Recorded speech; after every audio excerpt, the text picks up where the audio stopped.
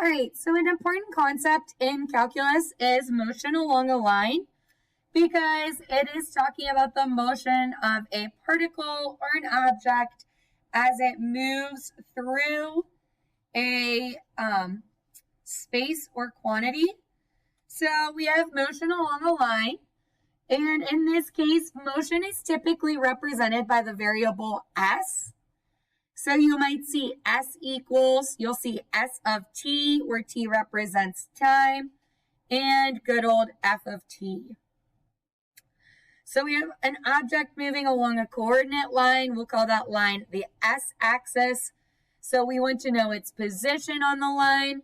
Position comes from a time on the line. Now, we're going to talk a little bit about displacement.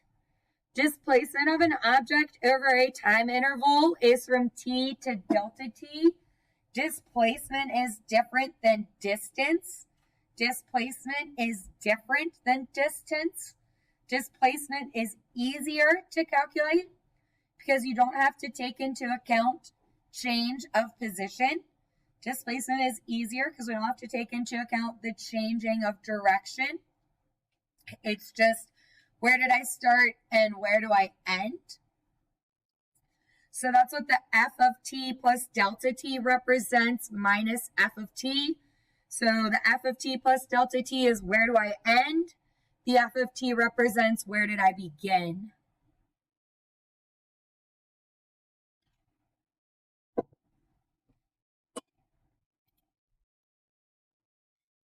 We love to talk about averages in calculus. We love to talk about averages in calculus. The average velocity is the change in displacement over the change in time. Average velocity is change in displacement over change in time. Average velocity is the slope of the secant. Average velocity is slope of the secant. Average velocity is slope of the secant. Recall, velocity tells me how fast an object is moving and the direction of motion. Velocity tells me how fast and the direction of motion. The instantaneous velocity is the derivative of position. The instantaneous velocity is the derivative of position. The instantaneous velocity is the derivative of position.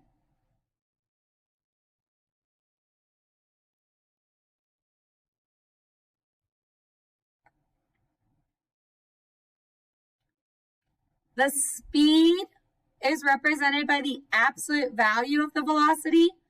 The speed is represented by the absolute value of velocity. Now, I'm not saying speeding up or slowing down.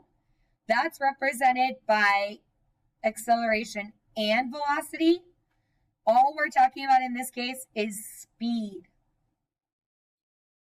So speed is absolute value of velocity.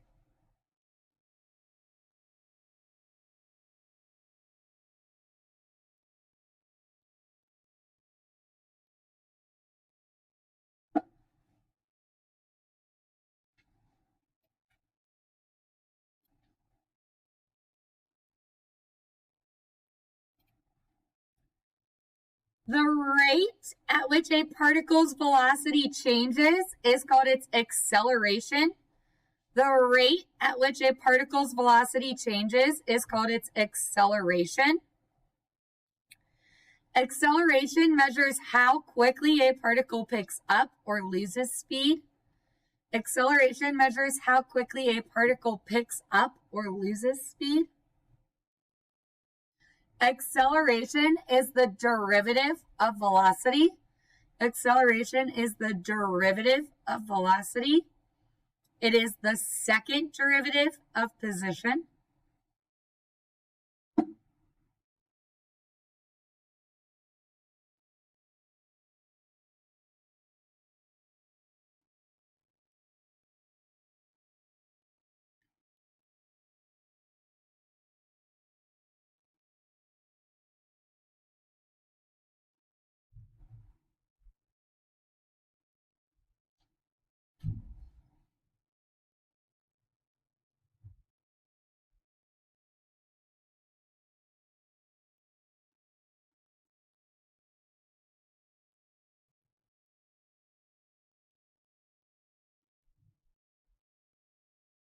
Okay.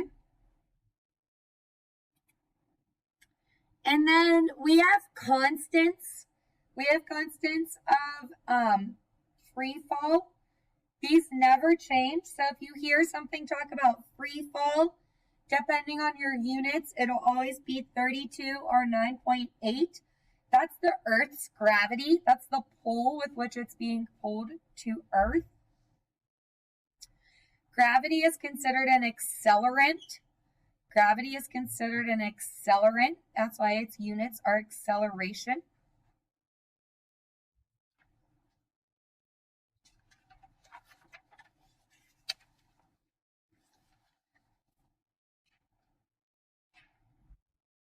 So as we talk and discuss position, velocity, and acceleration, some of the verbiage and terminology we just went over are going to replace some of the verbiage and terminology we used previously. So it's not going to ask you for the derivative of position. It's going to ask you for velocity. It's not going to ask you for the derivative of velocity. It's going to ask you for acceleration. So it's very important to understand that rate of change and derivative are the same, and that velocity and acceleration and all of that terminology are related. In chapter 3, at the very, very beginning, we talked a lot about what does a graph represent and what does, increasing mean or positive mean, and how does that relate to the derivative.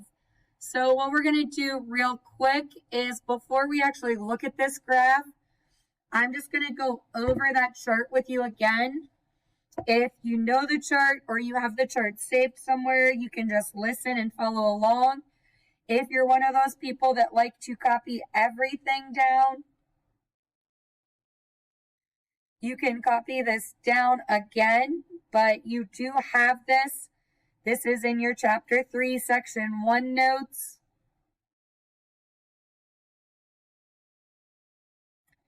So we have some key ideas. The position function is described in a variety of ways. One way we describe it is increasing or decreasing.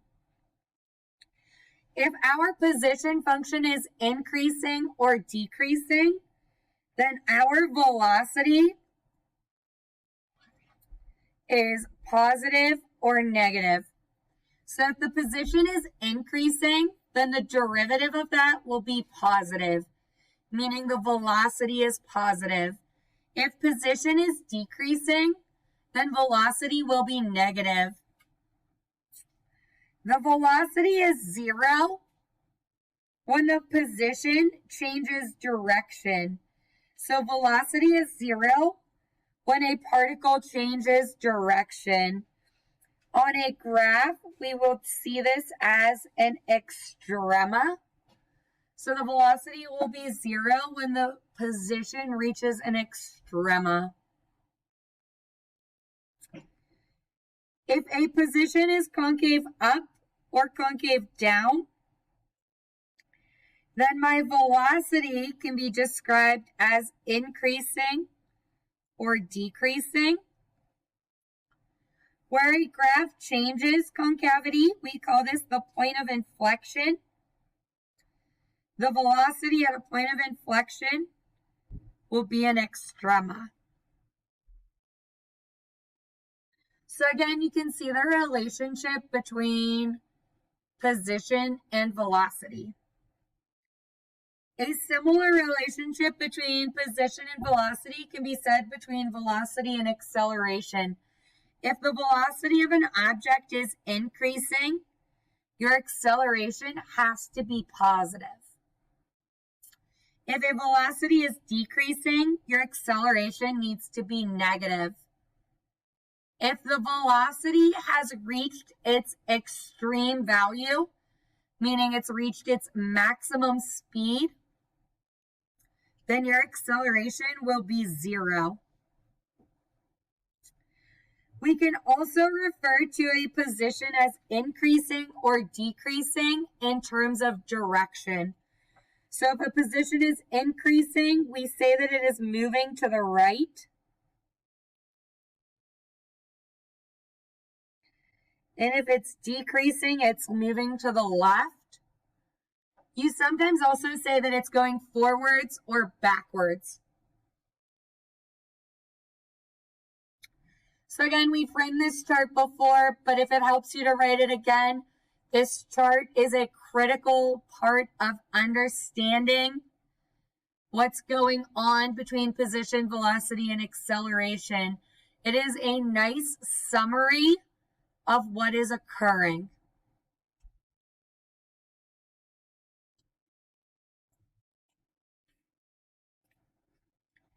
So the second thing you need to pay attention to is what graph are you representing? This is a graph of velocity. This is a graph of velocity.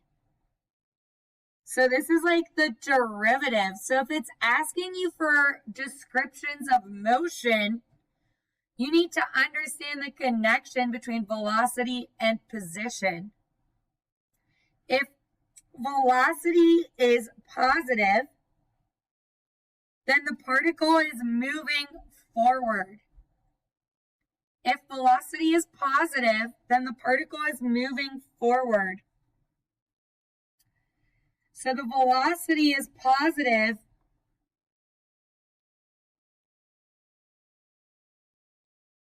to about right here.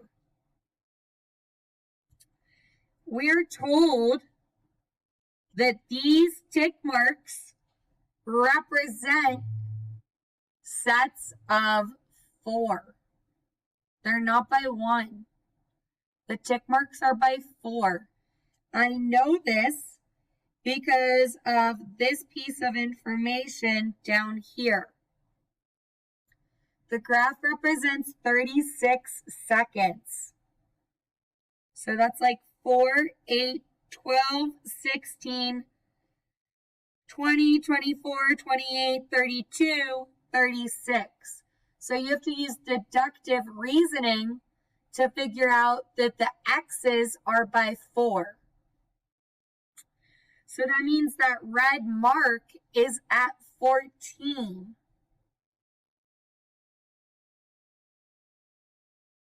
So what that means is that in the first 14 seconds, she is moving forward.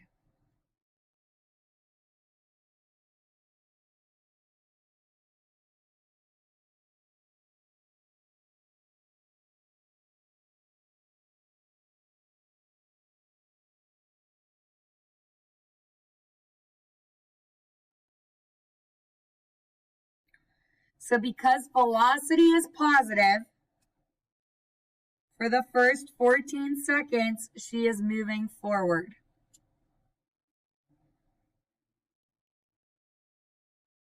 Excuse me?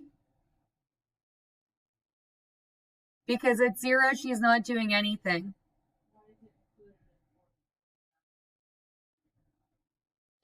Because at 14, we don't, you could include it or not include it. They're not particular.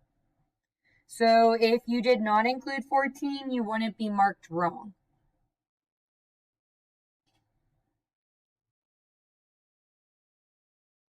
The rule of thumb is if you include it once, you include it every time. So like I included the end caps on every interval.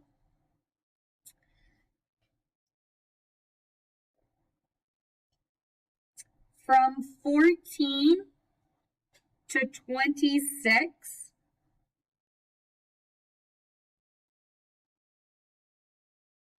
the velocity is negative.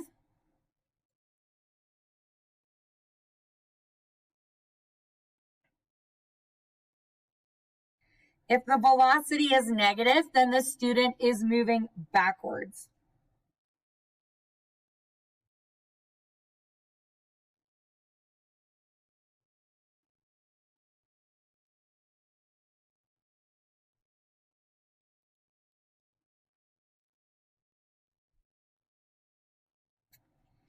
if the velocity is flatlined, which from 26 to 32, the velocity is flatlined.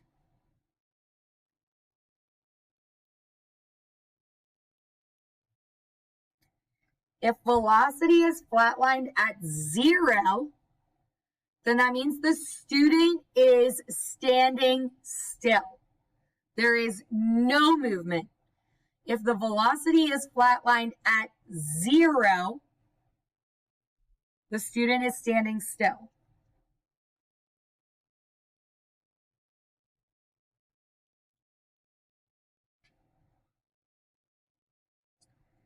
Only flatlined at 0. The flat line up here is something different than the flat line at 0.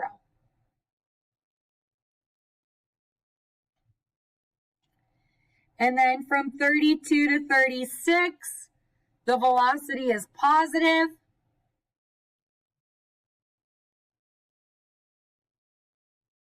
Therefore, the student is moving forward again.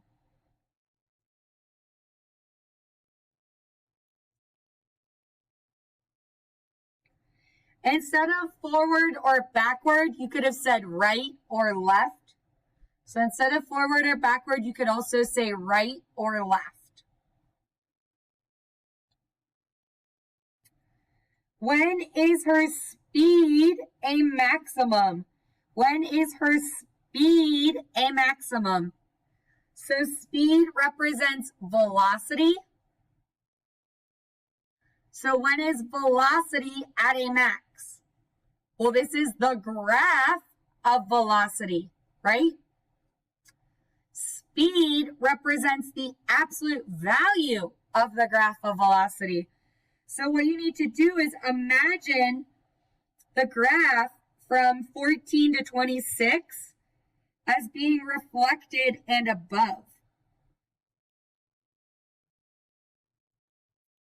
It's really hard to do this on the iPad.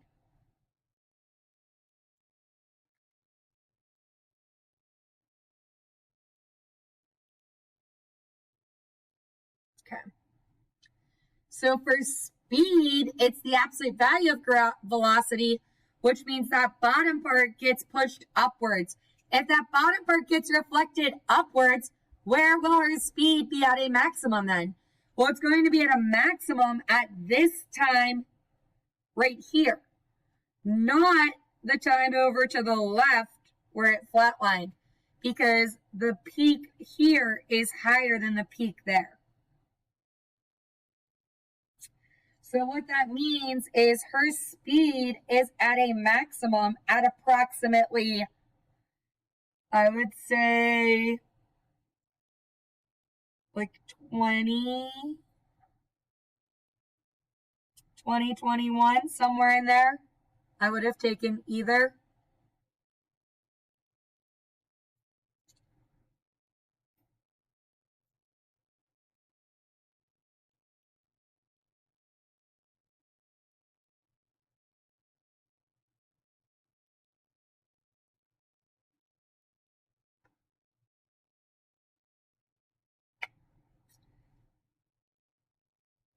When her speed is a maximum, is she moving forwards or backwards? When her speed is a maximum, is she moving forwards or backwards, Maddie? Perfect.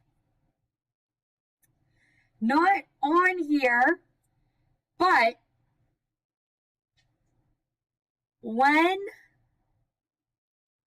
we change direction, velocity is 0. So we know that she changed direction at 14, 26, and 32. When the velocity is 0, she changes direction.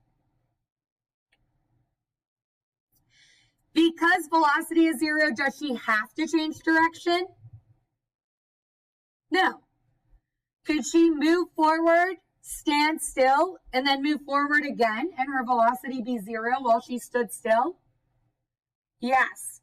So it's important to understand that a velocity of 0 does not mean a change of direction. A velocity of 0 does not always mean a change in direction.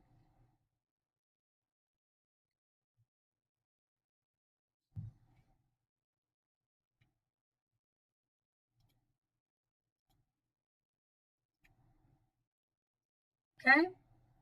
Now let's look at a new example. It says given that s equals 2t cubed minus t, 3t squared minus 12t for all t values greater than or equal to 0, find the velocity and the acceleration. So velocity and acceleration are simply our derivatives. So velocity is equal to the derivative of position. So 6t squared minus 6t minus 12. If position is in meters and time is seconds, then velocity is meters per second.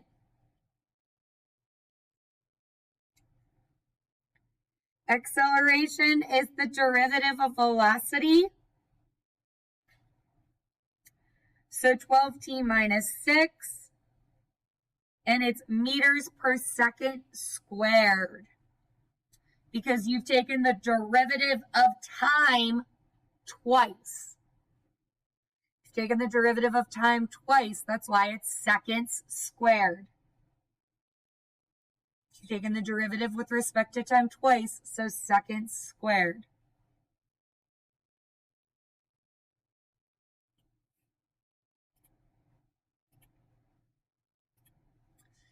Find the acceleration after 1 second. Find the acceleration at the instant when the velocity is 0. So the acceleration after 1 second would be like finding a of 1.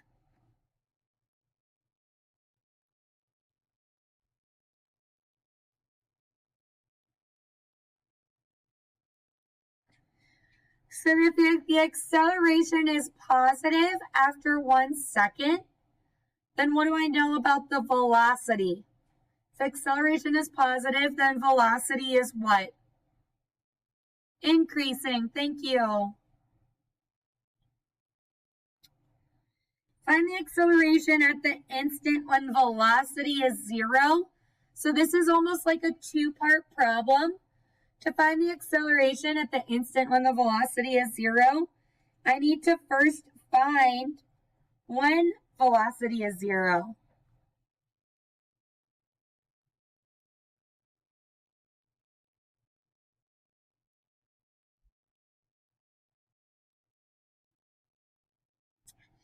When I have a velocity function that has a GCF, it's extremely helpful to pull out the 6 because it just makes your factoring easier.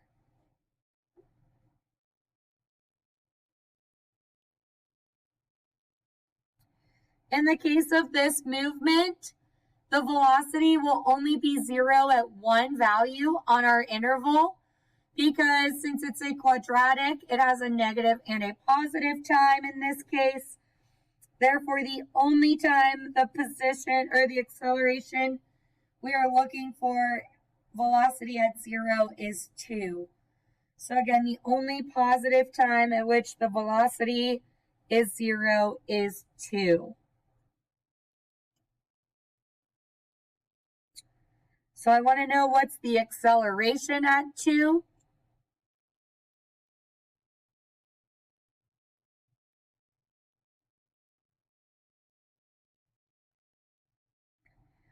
So at 2 seconds, the acceleration is 18 meters per second squared.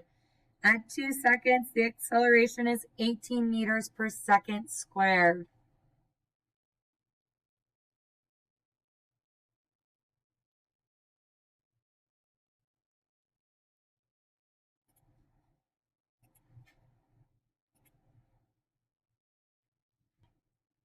The position of a particle is given by the equation below, where t is measured in time and s is measured in meters.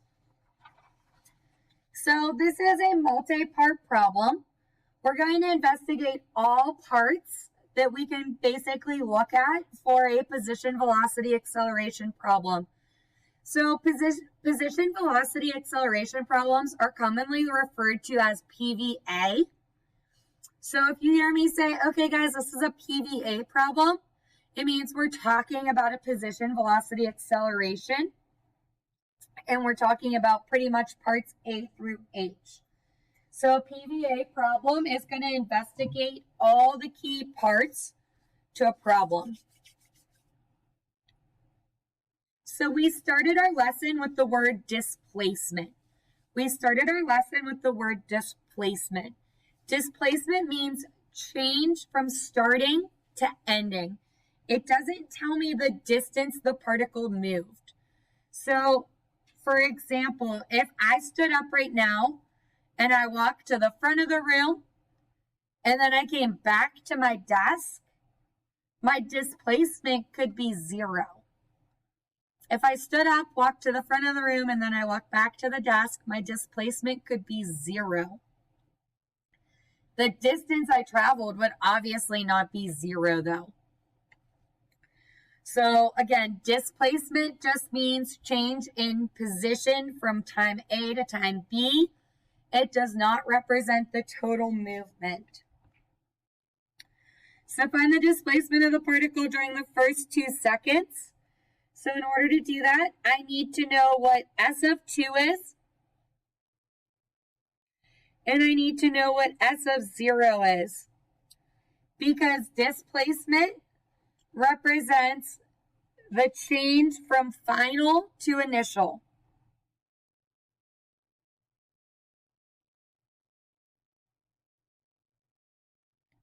So again, displacement is the change from final to initial.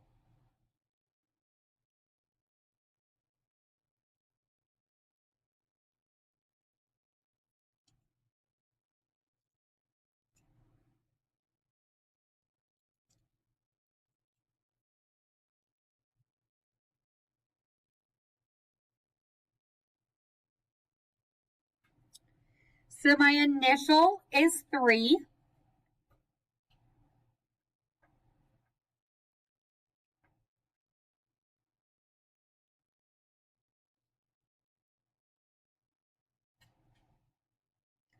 And my final is 4 minus 8, which is -4, plus 3, which is 1. Sorry. And then the change from final to initial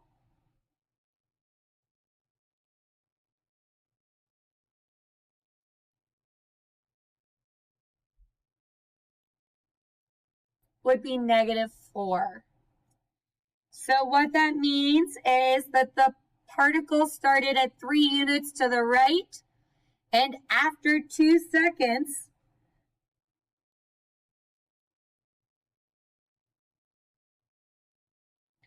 the particle is 4 units to the left.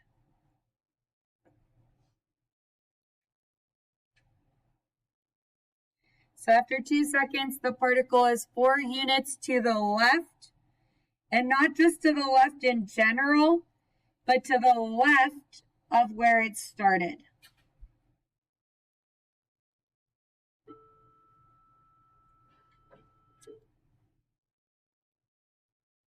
So a lot of calculus is being able to put into words what our findings represent.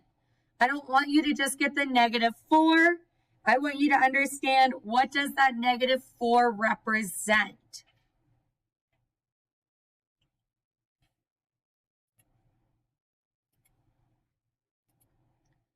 Okay, then we like to find velocity.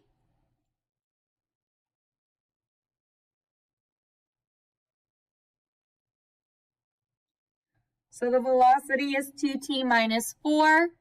Once again, the units of the velocity is meters per second. Colleen Walsh, please come to the office. Colleen Walsh, please come to the office. we like to investigate what does the velocity, what is its values at certain points. So go ahead, take a minute and plug in 3 and 4. So go ahead, take a minute and plug in 3 and 4.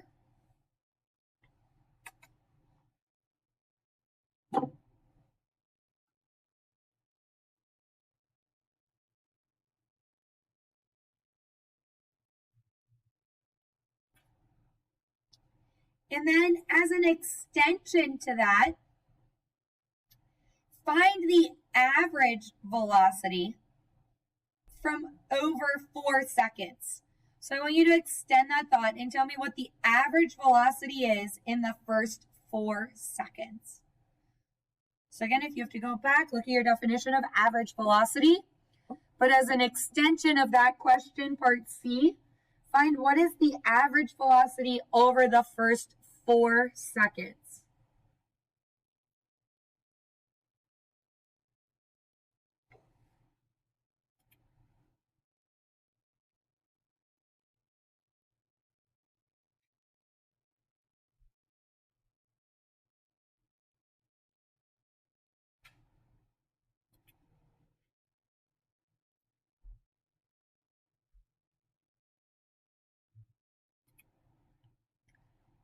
Okay, so the velocity at 3 seconds was 2.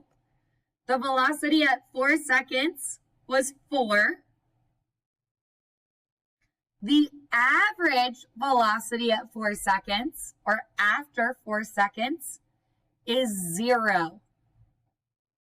The average velocity after 4 seconds is 0. I thought that's interesting because it's kind of like saying the object was not moving at all, although we know the object was definitely moving. So sometimes we calculate information and it is very kind of unique in a way.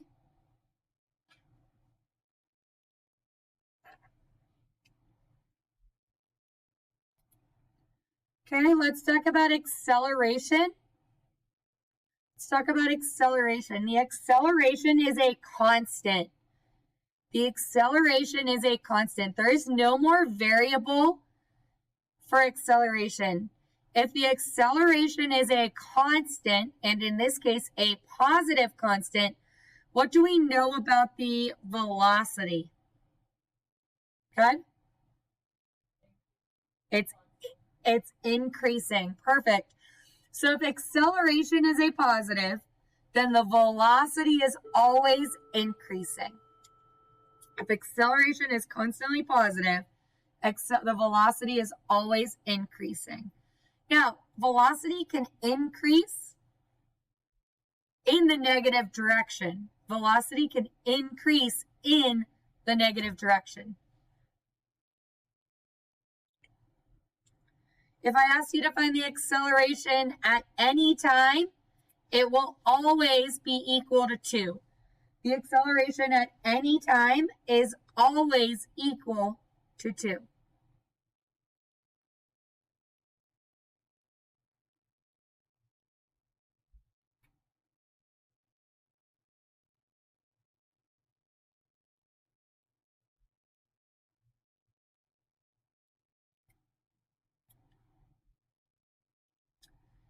A particle is at rest when velocity is 0. A particle is at rest when velocity is 0. So in the case of this problem, the particle is at rest at 2 seconds. A particle is at rest when velocity is at 0.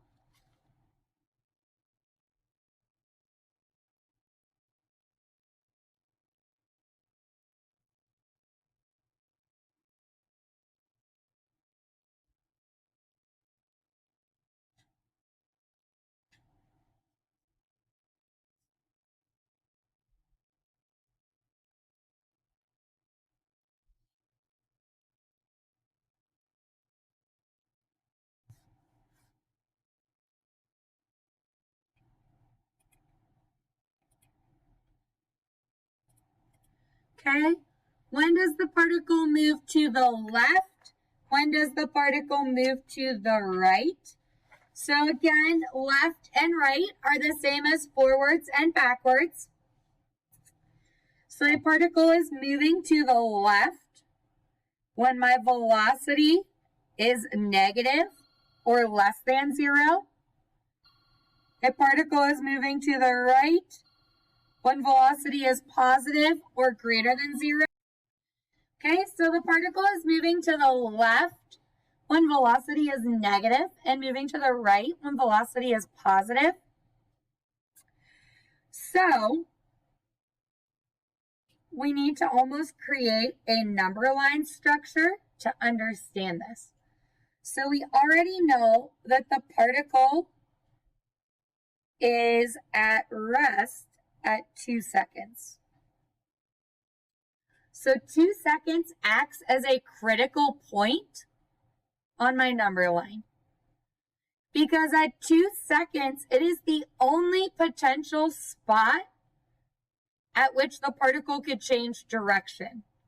2 seconds is the only potential spot the particle could change direction, because a particle has to cross through 0 on velocity to change direction. So if the velocity is only 0 once, then the particle can only change direction possibly 1 time. Just because velocity is 0 does not mean it changes direction. So what I need to do is investigate the sign of velocity before 2 and the sign of velocity after 2. So the velocity at 1 second is negative. So the velocity at 1 second is negative. We already determined that the velocity at 3 seconds and 4 seconds was positive. Calculated that up in part C. So if the velocity is negative from 0 to 2, the particle is moving to the left from 0 to 2.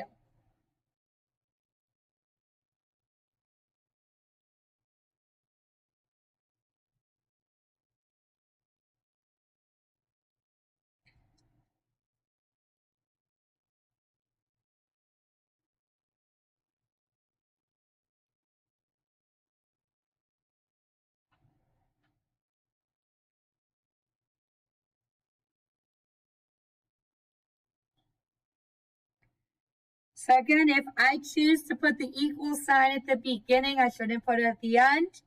You can also write it that the equal is never there. So again, you have to try to pick. They don't care as long as you're consistent. So you could do left from 0 to 2 with nothing being equal.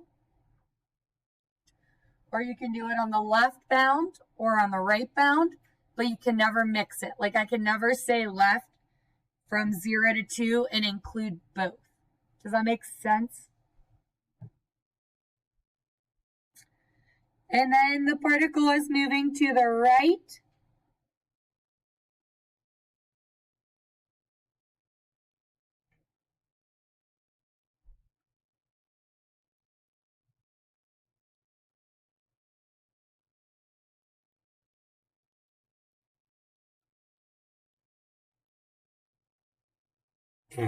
For all times t greater than 2. I totally read it backwards, sorry. You could also say from 2 to infinity. But again, if you're going to use interval notation in the beginning, you should use interval notation at the end.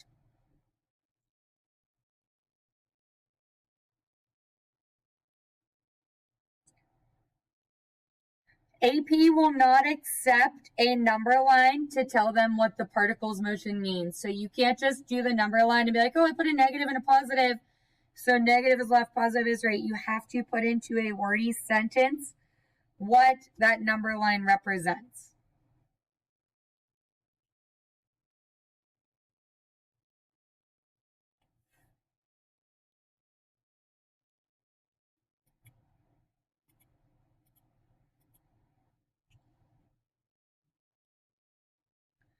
Now for the last part, let's graph position and velocity to start.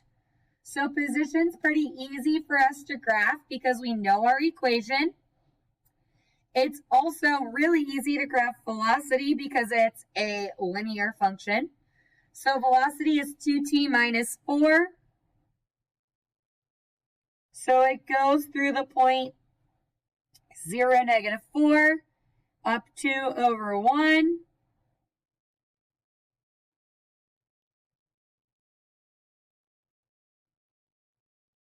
And again, what's really cool to see about graphing velocity is everything we just discussed. We said that it was moving to the left from 0 to 2 because its values were negative. It's moving to the right from 2 to infinity because its values are positive. The particle is at rest at 2. So if the particle is at rest at 2, on my position function, what am I anticipating happening at t equals 2? If the particle is at rest, go ahead, Chase. So yes, but that's telling me about velocity. I want to know, and yes, the particle's direction changes. What am I going to see, though, on the particle graph at t equals 2? At t equals 2, I'm going to see something on the positions graph. Yeah. An extrema. And in this case, is my extrema going to be a max or a min? What do you think, Chase? It's a min. How do I know that? I know that because if velocity is negative, then my position function is decreasing. If something goes from decreasing to increasing, it's a minimum.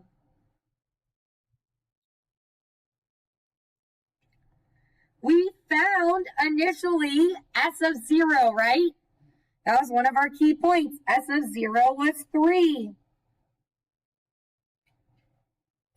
What other key point did we find? We found S of 2. S of 2 was negative 1. So if I found S of 2, I found my extrema.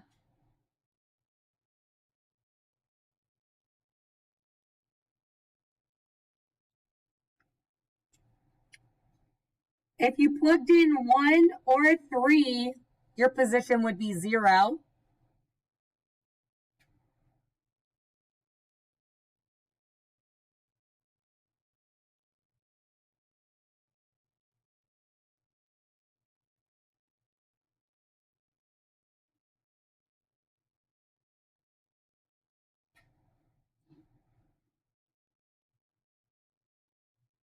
Okay?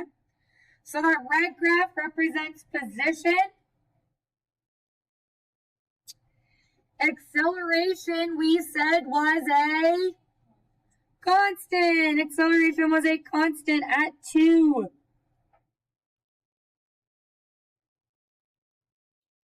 Does everything I found match the chart we started the day with? Position is concave up. If position is concave up, then velocity needs to be increasing. If velocity is increasing, acceleration is positive. Are all three of those statements true for this graph? Yes, they are. If position is at an extrema, velocity needs to be at 0. If velocity is at 0, position should be at an extrema. They go hand in hand. That's about it for key pieces from this graph.